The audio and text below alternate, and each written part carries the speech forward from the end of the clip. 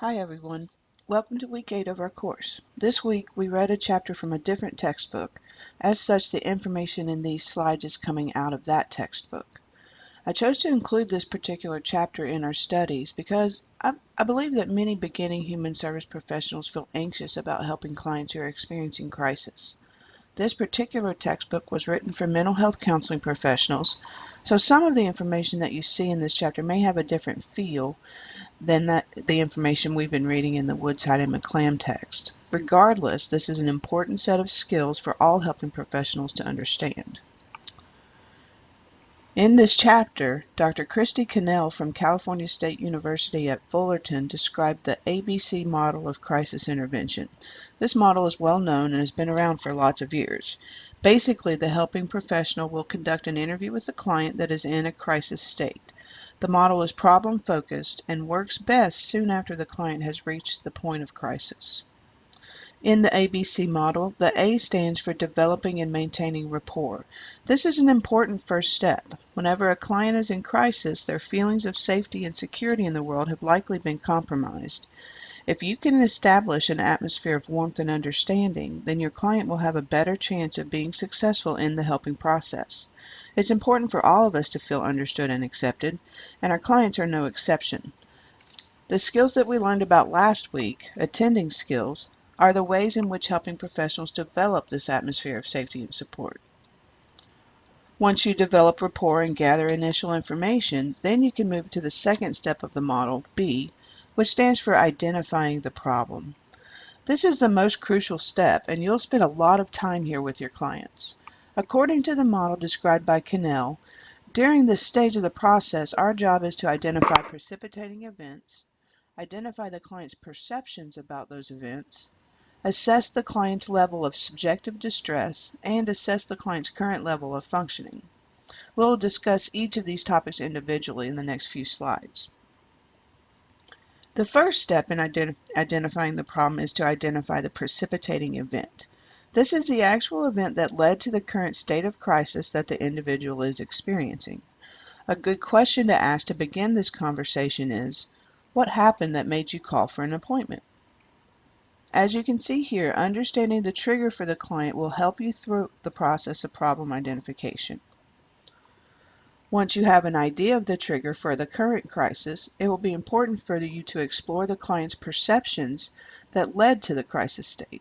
Many times the source of stress for the client can be linked to the loss of control, a loss of self-esteem, loss of nurturance, or a significant change in life role.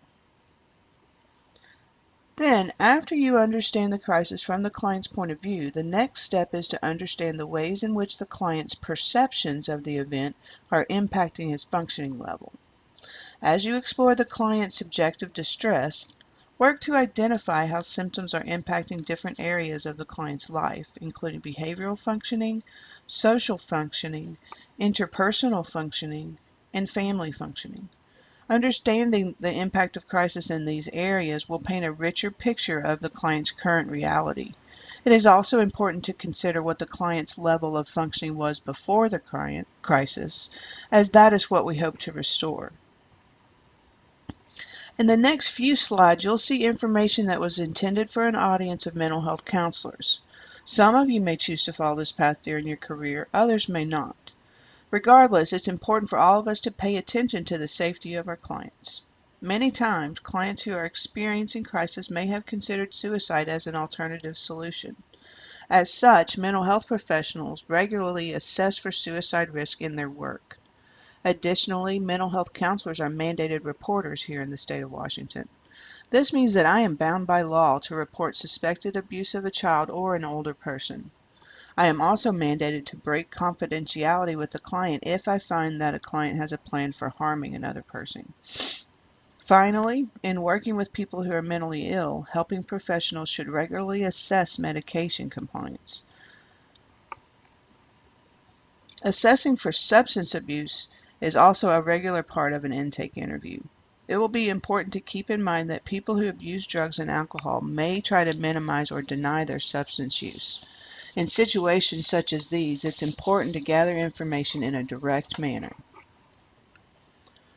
All through the process of problem identification, the helper will provide validation and support, educational information, empowering statements, and reframing statements. Dr. Cannell provides examples in the chapter of each of these. Once the problem has been identified in step B of the ABC model, then the helper and the client move into C, coping, exploring ways that the client has managed crisis events in the past. Pay attention to both healthy and unhealthy forms of coping, and then encourage the development of new coping behaviors. At this point, it is important to empower the client to be proactive. If the client is not motivated at this stage, then the likelihood of follow through and successfully resolving the crisis has lessened. A big part of your role during this step will be to provide alternative coping behaviors. Cannell mentions a number of these here, such as support groups, counseling, shelters, referrals, and other behavioral activities. It is important to make this activity collaborative so that the client is motivated to make a commitment and to follow through with the plan. That's it for our reading in Module 4. Remember, your self-care plan is due at the end of this week, and you'll need to complete the Module 4 quiz.